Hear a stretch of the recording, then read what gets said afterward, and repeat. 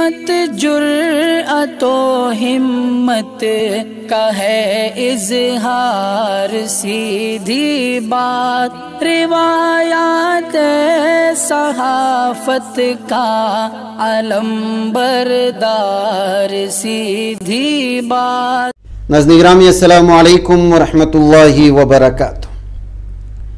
सीधी बात के रूबरू प्रोग्राम में आप लोगों का इस्तकबाल है। नाज़रीन गिरामी, आप हमेशा से जानते हैं कि हमारे इस ख़ास प्रोग्राम में अहम तरीन शख्सियत से आपसे रूबरू कराते हैं। जनाब ज़फ़रुल्लाह ख़ान साहब आपके सामने इस वक्त तारुफ़ के मोहताज नहीं हैं, इसलिए कि मुख्तलिफ़ मौज़ूआत पर ख़ुद हमारी स्टूडियो से वो अपने पैगामात पहुँचा चुके हैं और अपने मालूमात भी दे चुके हैं, वो सियासी एतबार से भी और समाजी एतबार से भी। आज भी वो यहाँ हमारे साथ मौजूद हैं एक खुसूसी मौजू पर गुफ्तगू करने के लिए। अब जानते हैं कि हज़रत का ताल्लुक़ कर्नाटक के बेंगलुरु से और सियासी पार्टी से भी वाबस्ता है और मशहूर ताजिर हैं, और इंटरनेशनल और आलमी सतह पर जो सियासत हो रही है वो चाहे इक़्तिसादी तौर पर हो, मालियाती एतबार से हो या तिजारती एतबार से, उस पर गहरा उनका जो है नज़र है। तो आज हम समझने की कोशिश करेंगे मुख्तलिफ़ मौज़ूआत से। मैं आपका इस्तकबाल करता हूँ जनाब साहब कि मैं आपसे आज दरअसल तकलीफ़ इसलिए दिया कि मैं समझना ये चाह रहा था कि आलमी इस्लाम का नक्शा बदल रहा है, उधर यूरोप का नक्शा बदल रहा है, और आप बैठे हुए UAE में जहाँ पूरी दुनिया सिमट कर के इस वक्त आ रही है। ऐसे में यूक्रेन और रशिया, इन तमाम चीज़ों के बीच में कहीं ना कहीं कुछ खलबली मची हुई है, वो चाहे डॉलर को लेकर के हो या बहुत सारी चीज़। आपका क्या सोचना है UAE में बैठ कर के, आप मुझे बताएं कि इस वक्त क्या हो रहा है दुनिया में? सारी दुनिया में हो सकता मैं शायद गलत या सही, हर किसी का नज़रिया अलग अलग होता है। जहाँ तक मेरी नज़रिया और सोच जाती है, मैं समझ रहा हूँ ना कि हिंदुस्तान में बल्कि पूरी आलमी सतह पे ये कौमी लड़ाई चल रही है। जी जी जी। अब आप सवाल करेंगे कि कौमी लड़ाई के माने क्या है? कौमी लड़ाई के माने ये हैं कि इस्लाम की मुखालिफत ज़माने से चली आ रही है। जी। ये एक दौर था जो क्रिश्चियन मज़हब के लोग, क्रिश्चियन ममालिक, मुस्लिम ममालिक, हमारे मुस्लिम ममालिक के ख़िलाफ़ चले। तो ये स्टोरी मैं शुरू करना चाहता हूँ। सबसे पहले एक जंग हुई थी, शायद आपको याद होना चाहिए, वो है ईरान और इराक़। जी जी। वहाँ ये लोग ने फितना क्या डाला था, ईरान शिया मुल्क है और इराक़ सुन्नी मुल्क है, जबकि हज़रत इमाम अली का रोज़ा वहाँ पे नजफ़ में है और करबला अहम जगह है। जी जी। नजफ़ और करबला जबकि इराक़ में आता है, तो भी ये लोग ने लफड़ा झगड़ा लगा दिया ईरान और इराक़। तो 10 साल जंग के बाद में ये मुल्क तबाह हुआ, दोनों मुल्क तबाह हो गए, लाखों मुसलमान शहीद हो गए। उसके बाद में क्या हुआ, फिर ये लोग ने जंग लगा दी कुवैत और इराक़ के बीच में। वो एक 40 दिन सद्दाम हुसैन का दौर था, 40-44 दिन की जंग थी, बस खैर ख़त्म हो गया, अल्लाह अमन दे दिया। उसके बाद में ये लफड़ा किस तरफ, ये जंगें किस तरफ फिर गई, फिर गए अफ़गानिस्तान की तरफ। यहाँ इराक़ तो बर्बाद हुआ ही हुआ, फिर पीछे अफ़गानिस्तान बर्बाद हो गया। 20 साल तक उन लोगों को सर उठाने का मौका नहीं दिया, जबकि दुनिया के कई मादनियात वहाँ पे हैं। जी जी। कई मिनरल्स वहाँ पे हैं। सही बात। तो वो ख़त्म नहीं हो गया कि लीबिया ख़त्म हो गया, लीबिया ख़त्म नहीं हो गया कि सीरिया तबाह हो गया, सीरिया तबाह नहीं हो गया कि यमन में लगा दिए लोगों ने। बहरहाल के इस्लामिक मुल्क आपस में लड़ते रहे और अमेरिका का हथियार बिकते रहे, सारे यूरोप का हथियार बिकते रहा। भाई पैसे नहीं है, नो प्रॉब्लम, उधार ले लो, कर्जा ले लो, हम हथियार दे रहे हैं, तुम तुम्हारे दोस्त को मारो, तुम अपने भाई को मारो, तुम उन पे फतह पालो या शिकस्त पालो, जो बिल है उसके बटरे में पेट्रोल दे दो, मिनरल्स दे दो। ये खेल अमेरिका और इजराइल और यूरोप का चलता रहा। तो अब जो है वो हवा का रुख थोड़ा दूसरी तरफ बदल गया है। अब दूसरी तरफ ये बदल गया है रशिया जो है दे आर नॉन बिलीवर्स, यानी वो लोग इस्लाम पे भी यकीन नहीं, क्रिश्चियनिटी पे भी यकीन नहीं, कोई मजहब पे यकीन नहीं रखने वाले 2-4 ममालिक हैं इस देश में, जिसमें से अहम तौर पे रशिया, चाइना और नॉर्थ कोरिया। ये तीनों जो आपस में मिले हैं, इन लोग का हमला वो मुस्लिम ममालिक पे करने के बजाय इनका पूरा जहन इन ईसाई मुल्क की तरफ घूम गया है। ईसाई और यहूदी मुल्क जो कि यूक्रेन है, जी जी यूक्रेन है, जी जी। तो अब यहूदियों का और ईसाइयों का नाक की बात बन चुकी है। हर हालत में वो रशिया को हरवाना चाहते हैं। अब वो हरवाने के चक्कर में सारा यूरोप और अमेरिका, इजराइल अभी तक न्यूट्रल रोल कर रहा है, वो अभी तरह तक खुल के नहीं आया, लेकिन ये दोनों इस हद तक खुल के आ गए हैं। 500 बिलियन दे दो, 250 बिलियन दे दो, 300 बिलियन दे दो, देते देते देते इनका टाई कोट पैंट तक उतर चुकी है अभी। समझ रहे? जी जी। आप जर्मन में देखो, फ्रांस में देखो, पोलैंड में देखो, कई ममालिक में, यूरोपियन ममालिक में अंदरूनी बगावतें शुरू हो गए हैं, क्योंकि उनके पास गैस और पेट्रोल नहीं है। वहां की अवाम चिल्ला रही है कि बोले तुम अपने हथियार मत दो उनको, अपने हथियार यूक्रेन को मत दो, इस जंग को लंबा मत खींचो, हमारे टैक्स पेयर का पैसा है, तुम उनकी क्यों मदद कर रहे हो, बोल के वो लोग चिल्ला रहे। ये आग लगना शुरू हो गई है, ये आग लगेगी इंशाल्लाह। ये लग के जब उनके ममालिकों में बगावत होएगी तो उसका असर, और यहाँ अमेरिका में प्रोटेस्ट शुरू हो चुका है ऑलरेडी कि तुम उसकी एक मरे हुए मुर्दार को कितनी मदद करोगे। उसका तो कुछ खोना नहीं है, जितना खोना था वो खो चुका है यूक्रेन। ये रशिया को थकाने के चक्कर में कहीं तो हम ना थक जाए, अमेरिका को ये डर पैदा हो गया। इसको अगर आपको समझाने की अगर मैं कोशिश करूं, अमेरिका कभी भी वर्ल्ड बैंक में ₹1.75 से ज्यादा ब्याज का ऑफर नहीं करता था, सूद। अच्छा, वर्ल्ड बैंक में इंटरेस्ट हाँ। मैक्सिमम मेरी जिंदगी अब तक जो देख के आया ₹2.25। अच्छा हाँ। आप कितने भी एफडीज रख लो, ₹2.25 पर डॉलर, वो डॉलर के हिसाब में, डॉलर करेंसी में रखते हैं। आज वो ₹4.75 का ऑफर कर रहा है, मतलब ऊंचे ब्याज पे पैसा उठा रहा है, तो सीधी सीधी बात समझने वाली है कि उसके मुल्क का दिवाला निकल रहा है। एक तरफ ये बात अब रही यूरोप की, ये लोग कहते हैं कि इनका यूरो स्ट्रांग है। जब इनके अंदर के जो प्रोटेस्ट हो रहे हैं, जो अगर मेरी दूर की सोच को अगर आप समझना चाहते हैं, तो आज रशिया ये कहता है कि भाई हमको ना यूरो चाहिए ना डॉलर चाहिए, अगर हमको देना है तो इंडिया ने ऑफर किया कि हमको पेट्रोल दो, हम तुमको रुपीस, इंडियन रुपीस, तो उसने इनकार किया, बोले हम इंडियन रुपीस भी एक्सेप्ट नहीं करेंगे, बल्कि हम यूएई द्रम्स को एक्सेप्ट करेंगे।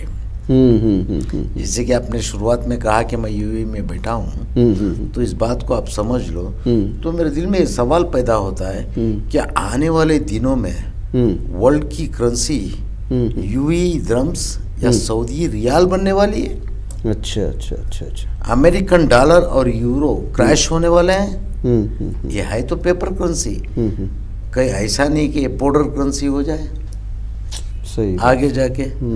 तो ये भी पॉसिबिलिटी है। ये जो जिस तरफ ये लोग ने जंग की रुख को बना के रखा था, अब ये खुदरती ऐसा हो गया है कि ये नॉन बिलीवर्स जो हैं, इन लोग की एक जमात बनी है और उनके और ईसाइयों के बीच में लगी हुई जंग है। जी जी। तो इसमें अल्लाह सबको नेक तौफीक दे।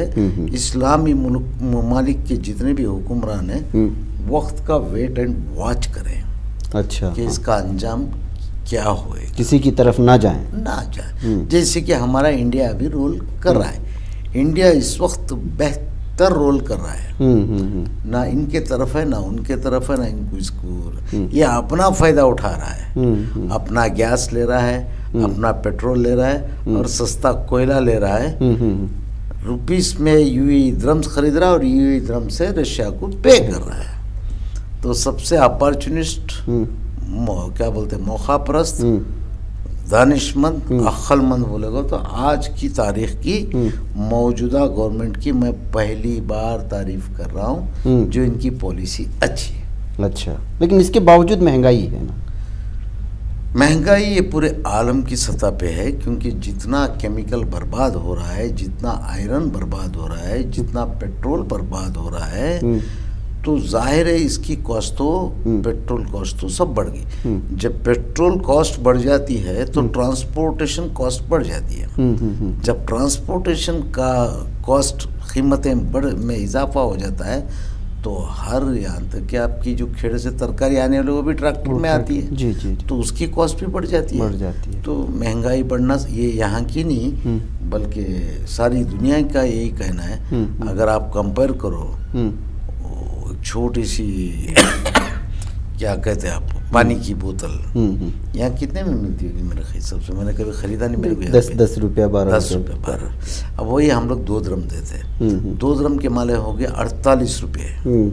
तो दुबई में पेट्रोल सस्ता है और पानी महंगा है। पानी महंगा है। सही बात, सही बात। अपनी सोच के हिसाब से जाता है कि हमको लगता है कि हम ही महंगे हैं, नहीं दुनिया ही में महंगाई चल रही है इस वक्त।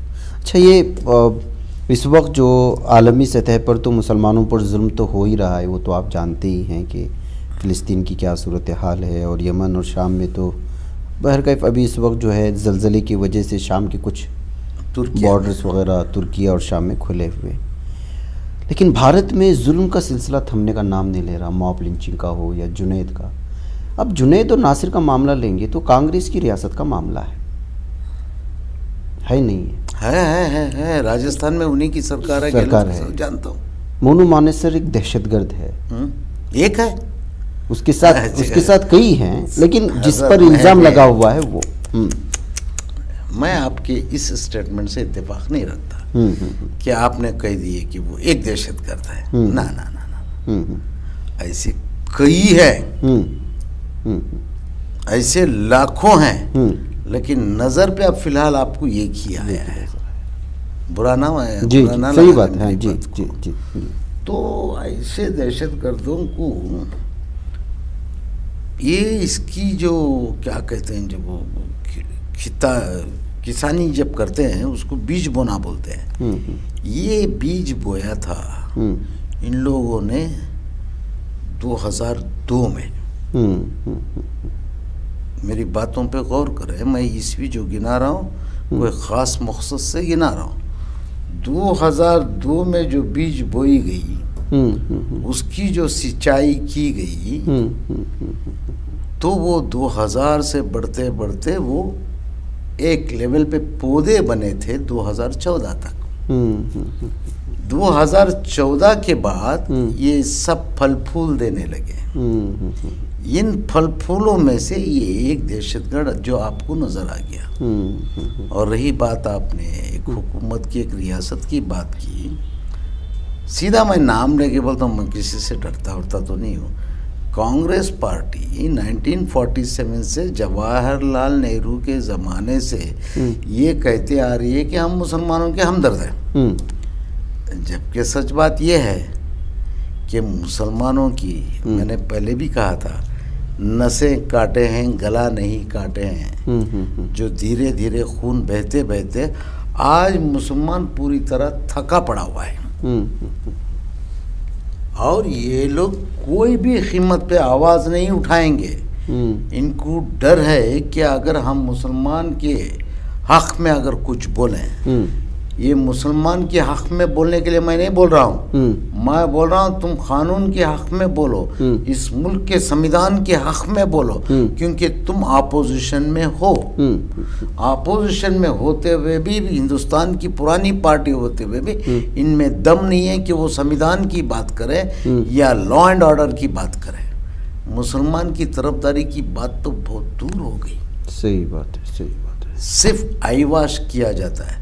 आप जिसका नाम लिए उसका नाम पे लानत भेजना चाहता हूँ मैं उसका नाम लेके उसको मशहूर तक नहीं करना चाहता। ऐसे एक टेररिस्टों को ये लोग एफआईआर में नाम नहीं डाला सकते, जबकि अगर हुकूमत में होते हुए भी तो ऐसे लोग इस रियासत कर्नाटका में अपनी हुकूमत बनाने का दावा करते हैं। तो मैं इनसे पूछना चाहता हूँ जो लीडरान मुसलमान बैठे हैं कि तुम अपने हाईकमांड को लिखते क्यों नहीं, पूछते क्यों नहीं, दबाव क्यों नहीं बनाते कि भाई उस जुनैद और नासिर के खिलाफ आवाज़ उठाओ।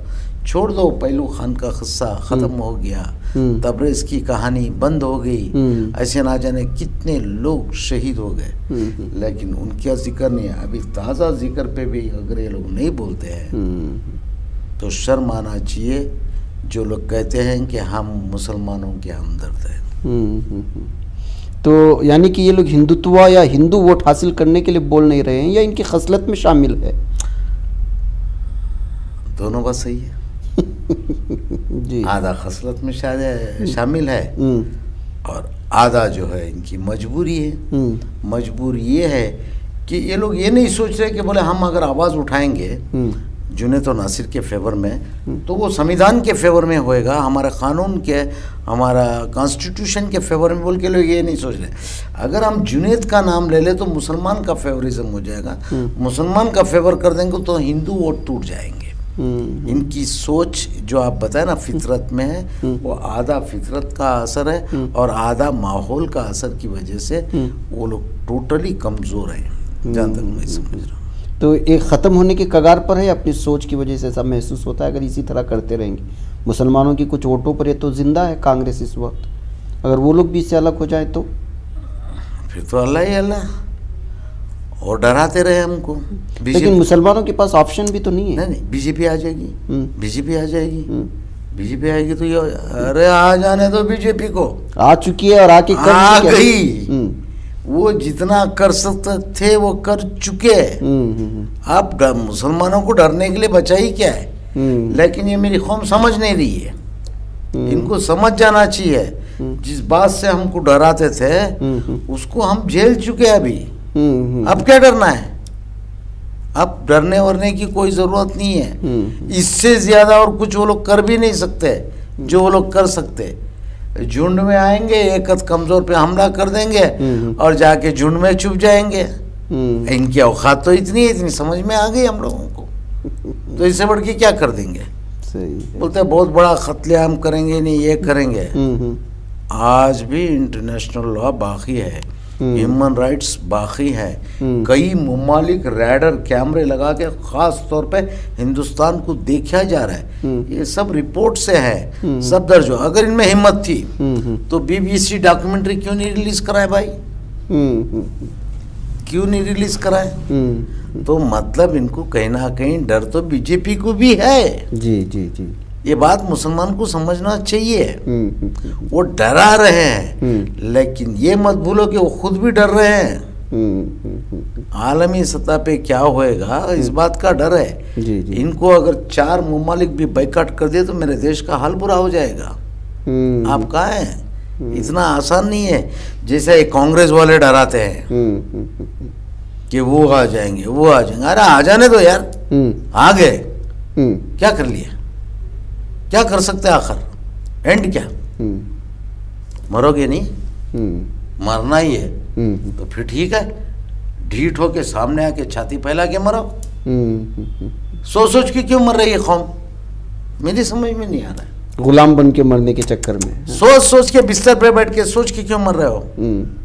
खुल के आओ, किसी का साथ दो, किसी की मुखालिफत करो, सियासत में हिस्सेदारी निभाओ, जब जाके कुछ रिजल्ट निकल सकता।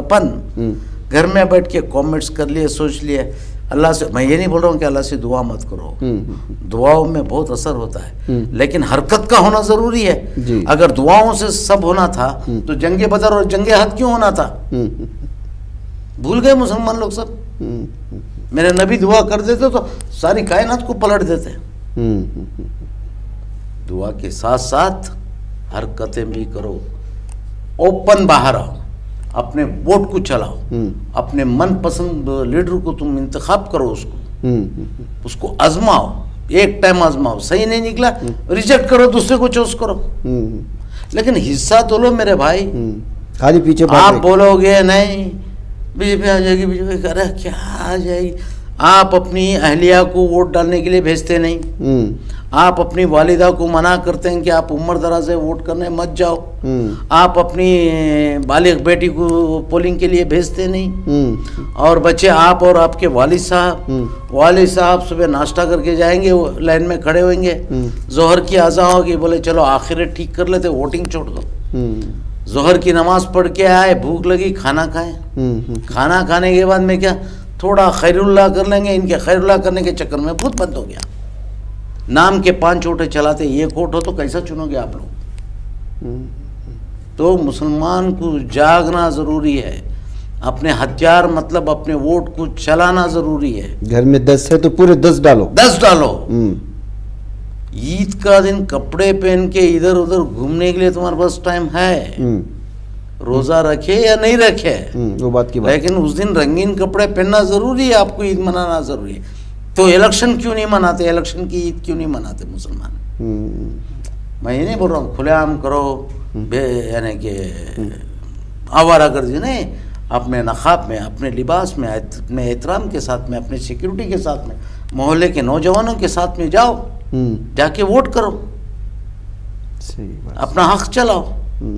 जब तक ये कौम खुल के नहीं आएगी, किसी और पे इल्ज़ाम दो, आज मैं उस पे इल्ज़ाम दूंगा, कल आप मुझ पे इल्ज़ाम देंगे, तो इल्ज़ामों में 1 2 3 4 जनरेशन तो ख़त्म हो ही गई। और कितनी जनरेशन ख़त्म करोगे। दादा ने जो कांग्रेस को वोट डाला, परदादा ने डाला, फिर मेरे बाप ने भी डाला, मैं भी डाला और मेरा बेटा भी डालेगा, क्यों। लाओ बदलाव, बदलाव से तो सारी दुनिया बदली जाती है। सही। आपके चैनल से कौम को हर दिन मेरी राय में आधा घंटा सिर्फ इनको जगाने का काम करें, मैं आपका शुक्रगुजार हूँ। इंशाअल्लाह उनको बेदार करेंगे। तुम्हारे पूरे पोलिंग के जितने भी पट्टियाँ हैं अपने नाम चेक करो, जो मरहूम है उनके नामों को हटाओ, जो बालिग हुए उनके नामों को जोड़ो। ये काम के लिए ख़ास तौर पे उस मोहल्ले के, उस मस्जिद के इमाम साहब या मौज़िन साहब के साथ में 4 नौजवानों को भेजो और अपने अपने पट्टियाँ रेडी करें। क्या लेंगे मौज़िन साहब, क्या लेंगे इमाम साहब, पूरे महीने भर के 10,000 20,000 लेंगे, दो उनको। क्या इतना मोहल्ले में ताकत नहीं है मुसलमानों की। हाँ, तुमको दुनिया भर के खेल खेलने के लिए, दुनिया भर के ड्रामे करने के लिए, वो व्हाट्सअपों के लिए, इसके लिए, उसके लिए, चैटिंग के लिए, रेसिंग, मोटरसाइकिल रेसिंग के लिए पैसे हैं, तो ये इमाम साहब को दे दो महीने के 20,000 रुपये तुम्हारी जमात से, तुम्हारी कमेटी से दे दो 20,000 रुपये। बोलो भाई ये सर्वे करके लाओ, पूरा वोटिंग लिस्ट मजबूत करके लाओ। क्यों नहीं करेंगे पढ़े लिखे। हाँ, नौजवानों को अगर भेजते हैं, या जनता दल वाले को, कांग्रेस वाले को, बीजेपी वाले को भेजते हैं, तो मेरे ख़वातीन दरवाज़ा नहीं खोलेंगे।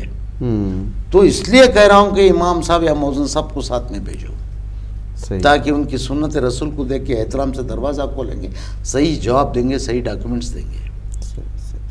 तो इस तरीके से वोट मजबूत करे कौम, पूरी पोलिंग करे, तो जब जाके यहाँ कुछ हो सकता है इंशाअल्लाह। वरना आप मुझ पे इल्ज़ाम दो, मैं आप पे इल्ज़ाम दूंगा, इल्ज़ामों में दोनों चल बसेंगे, फिर आने वाले सवाल करेंगे कि आपने क्या किया और मैंने क्या किया, तो वो अपनी उम्र सवालों में गुजारेंगे, तो आने वाली तीसरी नस्ल जवाल में गुजरेगी।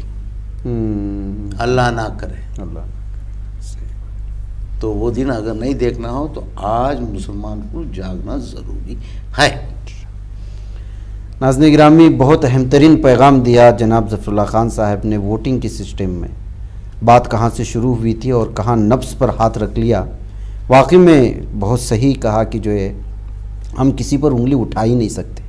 ये घर में 10 वोट हैं, 12 वोट हैं, 2 आदमी जा रहे हैं, 2 आदमी एतराज़ कर रहे हैं, 2 आदमी पर्दे के चक्कर में हैं, फिर हम कैसे इस बात का दावा कर सकते हैं कि फ़लाँ पार्टी ने हमें तबाह किया, फ़लाँ लीडर ने हमें सही नहीं देखा। जो लोग वोट दे रहे हैं वो पैसा जो दे रहा है उसकी वजह से दे रहे हैं। कोई वोट दे रहा है तो बाप दादा को देखा कि ये पार्टी कौन सा कैसा लीडर है, हमारी कौम का कौन सही सच्चा जो हीरो है वो भी समझने के हम लायक नहीं है।